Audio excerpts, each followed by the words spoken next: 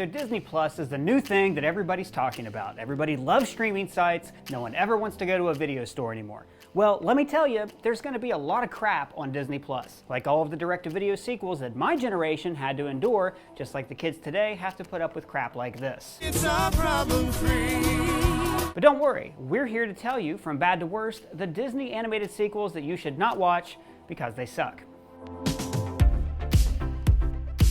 Lion King 2, Simbas Pride. Now, The Lion King was an adaptation of Shakespeare's Hamlet, and Simbas Pride adapts the bards Romeo and Juliet. It opens with Simba and Nala introducing their daughter, Kiara, on Pride Rock. Now later, Kiara develops an unlikely friendship with Scar's heir, Kovu. As they grow up, their romantic relationship sparks a war between the animals of Pride Rock and Scar's outcast followers. Which, yeah, sounds like a pretty good movie, but it's not. At the end of the first film, everybody hates Scar for disrupting the circle of life with a famine, which wasn't really his fault, but whatever. His only allies were the hyenas, and we all know how that turned out. So when did Scar suddenly have followers? And when did Simba banish all of them? And why did Scar choose Kovu as his successor? What is your destiny? I will avenge Scar. Now, a little bit of inside baseball. In the original concept of the film, Kovu was supposed to be Scar's son, which explains why he looks like Scar. But that would have made Kiara and Kovu cousins, which, by the way, is how lions mate in nature. But Disney wasn't ready for two of their franchise leads to have an incestuous relationship. Yet. But the filmmakers never explained why Kovu, as a cub, was chosen to be the enemy of Pride Rock. And the spin-off TV series opened up more questions about the lion family tree. The show follows Kion, Simba's son. As second child to the king, he is destined to lead the Lion Guard. So why wasn't he in Lion King 2? Okay, now maybe he wouldn't have been in the first half of the film when Kiara was still a cub, but where was he in the second half? Where was he in the final battle between the Lions of Pride Rock and the outcasts led by Kovu? Now, the movie wasn't terrible, but it left me and other fans confused about the lion line of succession, and it launched Disney into creating all of these really crappy DVD sequels about the original characters' kids. It's your kids, Marty. Something's got to be done about your kids. For instance, Peter Pan returned to Neverland. Now, once again, a young girl is taken to Neverland, but unlike her mother Wendy, Jane doesn't believe in magic. Now, while the film has a decent plot with homages to the first film, there are some questionable moments. In Neverland, Jane is almost made out to be the villain just because she isn't like her mother. At the beginning of the film, Jane screams, "Peter Pan isn't real and people don't fly." But can you blame her? I mean, there's a war on, her father was drafted, she's separated from her family, and all her mother can do is talk about a magic boy with a pituitary disorder and a moth that covers her house in glitter. And glitter is impossible to wash off. You know what I'm talking about. Isn't it weird that Wendy is still obsessing over her childhood crush? She dresses her son like Peter Pan and gives Jane a Peter Pan doll, even though she hates hearing these stories. Also, Peter flirts with Jane. She's just jealous. All girls get like that around me.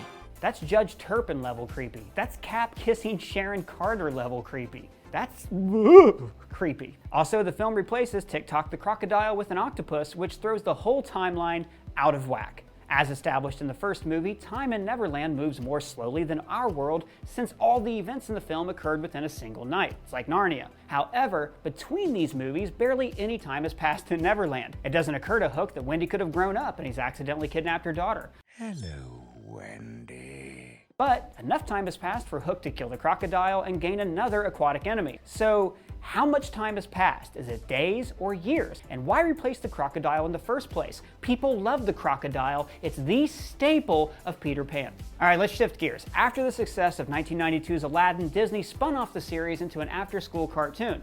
Now, after that bomb, they attempted a sequel, which wasn't any better. The movie completely ruins the characters, especially the genie. No matter how dire the situation, we could always depend on the genie for comic relief. Now, between the songs, the pop culture references, and impersonations, Are you looking at me? the genie was the quintessential Robin Williams character. But after a fallout with Disney, Williams was replaced with Dan Castellaneta, the voice of Homer Simpson. Castellaneta's forced dad jokes didn't really do the genie justice.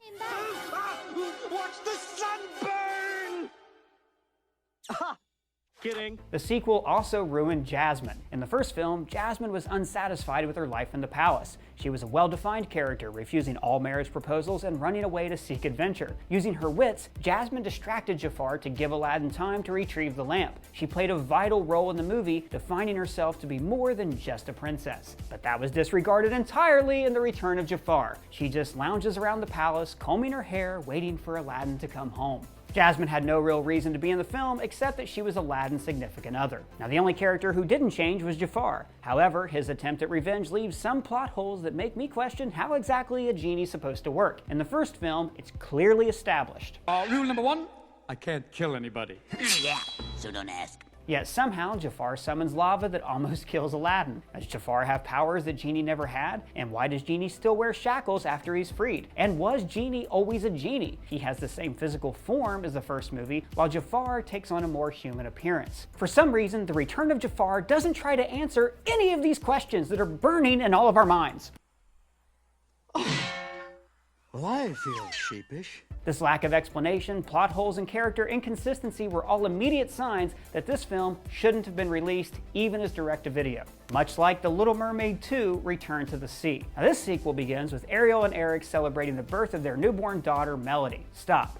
Picture Ariel giving birth. It's weird, right? The celebration is interrupted by Ursula's sister, Morgana, who threatens to kill Melody unless she's given Triton's trident. Although her plans are foiled, Morgana promises that she'll have her revenge. Now, it's actually a pretty good premise for a movie I've never heard before. Oh wait, it's Sleeping Beauty. That's the exact plot of Sleeping Beauty. Now, after the celebration, Ariel is freaked out, so she cuts all ties to the ocean and hides Melody's heritage from her. 12 years later, as Melody is slowly making the connection between herself and the sea, she decides to confront her mother. Instead of Ariel telling the truth and explaining herself, she reproaches Melody for disobeying her. You deliberately disobeyed me. I never want you going out there again, do you hear me? Now, like her mother, Melody runs away from home and meets a sea witch. She makes a deal with Morgana so she can become a mermaid. You see what they did there? They reversed it. I bet you didn't see that coming.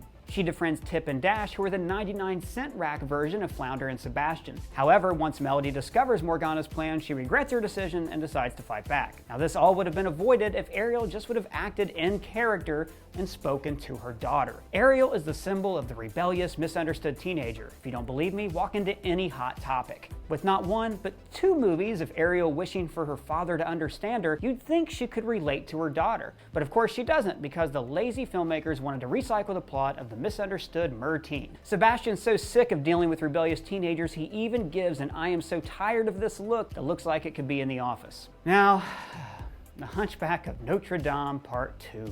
The first Hunchback of Notre Dame was a beautiful story that taught young children to look past appearances. While working at the cathedral, Quasimodo falls in love with the gypsy Esmeralda. He admires her from afar as she falls in love with Captain Phoebus. Later, they work together to fight the villain, Frollo. The townspeople discover Quasimodo's kind spirit and accept him despite his deformity. It's a great story that Disney came up with all on their own. Now, in the second film, very little has changed. Quasimodo still works at the cathedral, he still watches Esmeralda from afar as she's happily married to Phoebus. But then he meets a circus performer, Madeline, who overcomes her initial fear of Quasimodo and discovers his kind spirit and falls in love with him. That is, of course, the plot of the first movie, except this time he actually gets the girl. Yuck. Yeah. Yuck.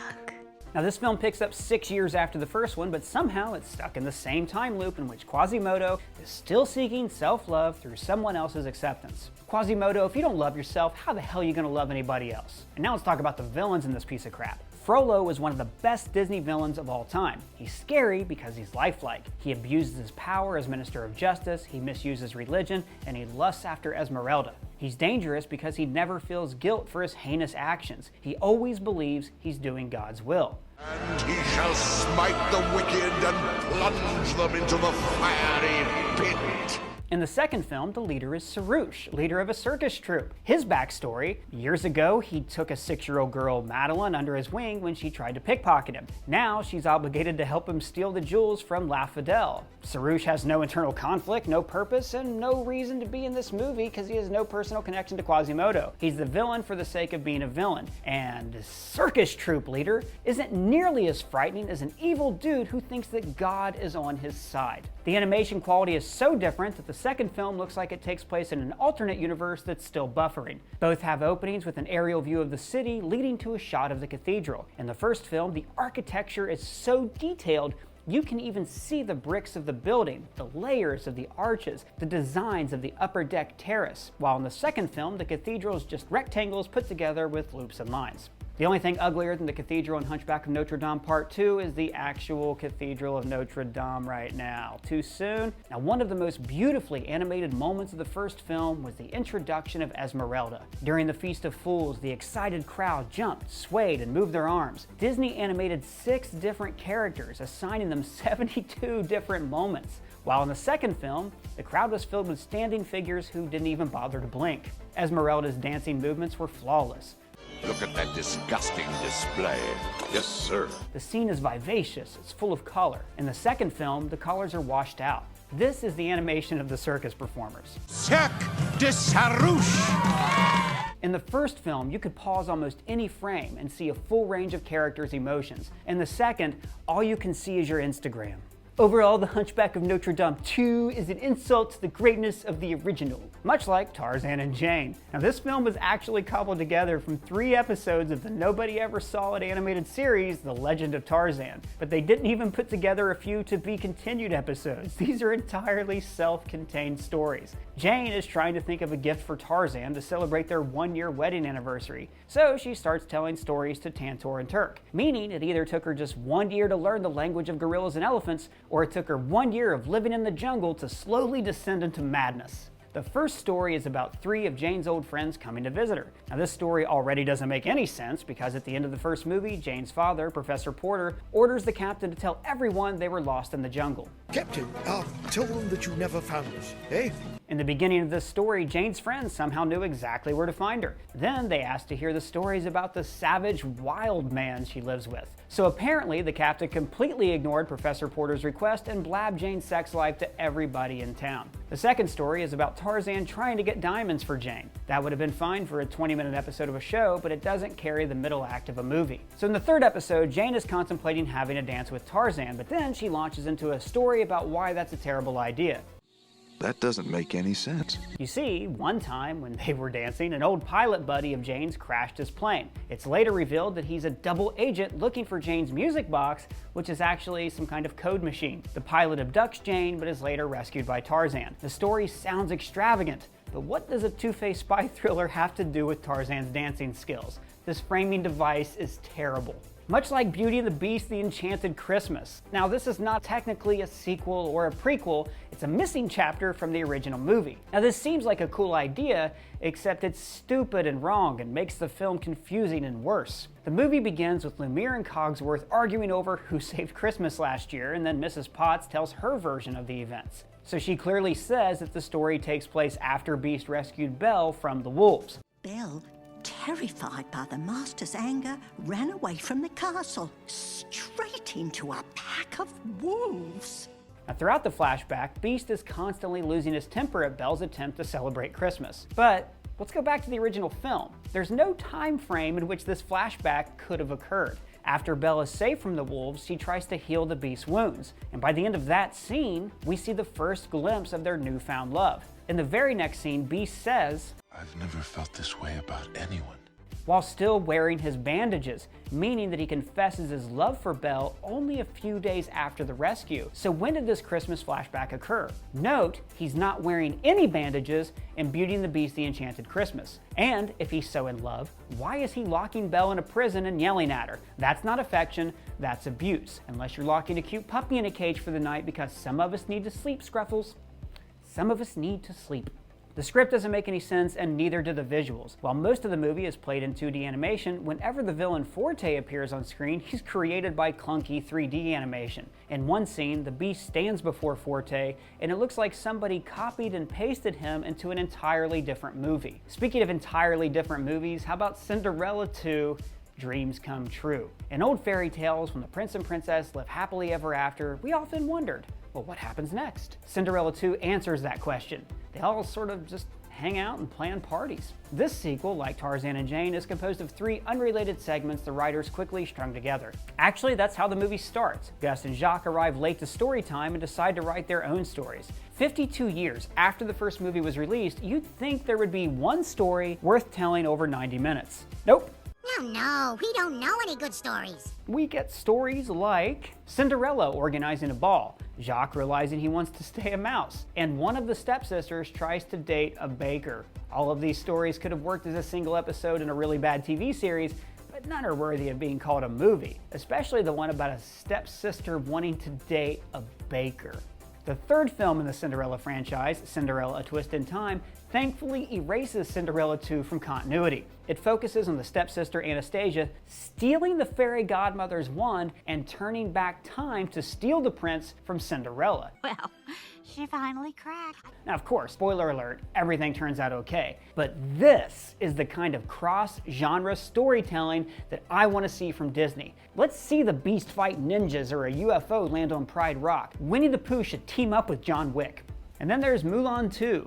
Yep, they made a sequel. Mulan was a Disney phenomenon with a great story, developed characters, and a mostly accurate approach to Chinese culture, and a heartfelt message about breaking gender stereotypes. But Mulan 2 throws all that out the window. In the first Mulan, China was threatened by the Huns, nomadic warriors who existed during the 4th and 5th centuries. In the second film, China is now under the threat of the Mongols, who didn't exist until the 13th and 14th centuries. So either Mulan is 900 years old with really great skin, or Disney said, come on, screw it, the kids won't notice. Well, we did notice, Disney, we did! Now, most of the cast returned, except for Eddie Murphy, and while Mark Mosley did a decent impersonation, Mushu acted like a different character.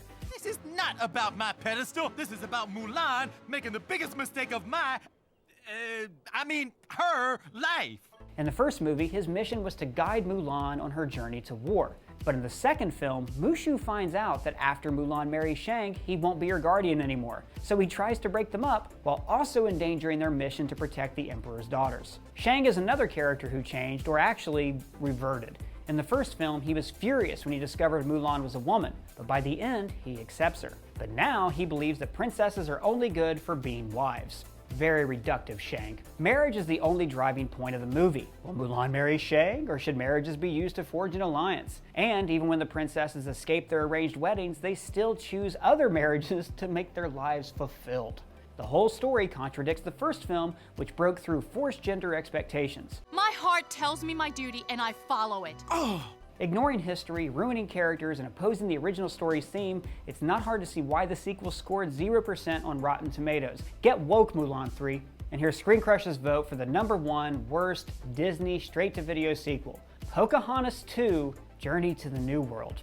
In the first film, Pocahontas was a fierce, free-spirited indigenous woman who stuck to her beliefs. She sings an entire song about loving people who are different to show John Smith the ways of her people.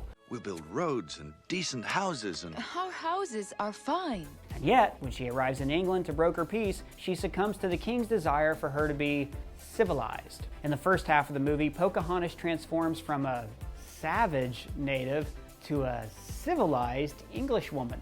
For the ball, Pocahontas is unrecognizable, wearing a massive gown and powder. Though later in the film, she runs off in dramatic fashion to wash off the makeup, it's only when she was whitewashed that John Rolfe, who's her new love interest, even tells her, You look beautiful. And speaking of the Johns in her life, they all seem to do the fighting for her. First they fight each other for her love, and then they fight together to save her from Ratcliffe. Pocahontas has no say in the conflict. She's no longer the adventurous woman fighting for her people. Instead, she's the damsel in distress who watches the boys fight. She's basically Native American Smurfette. Alright, but gender politics aside, the story lacks the substance of the first film. It's filled with unmemorable music and plenty of jokes. Confusing a horse's tail for Pocahontas' hair is a borderline racist joke in a movie that's supposed to promote diversity and acceptance. So Disney, please stick to the live-action remakes. Or don't. Anyways, let me know what you think. What are the worst Disney animated movies ever made? And if it's your first time here, you might as well subscribe. For Screen Crush, I'm Ryan Airy.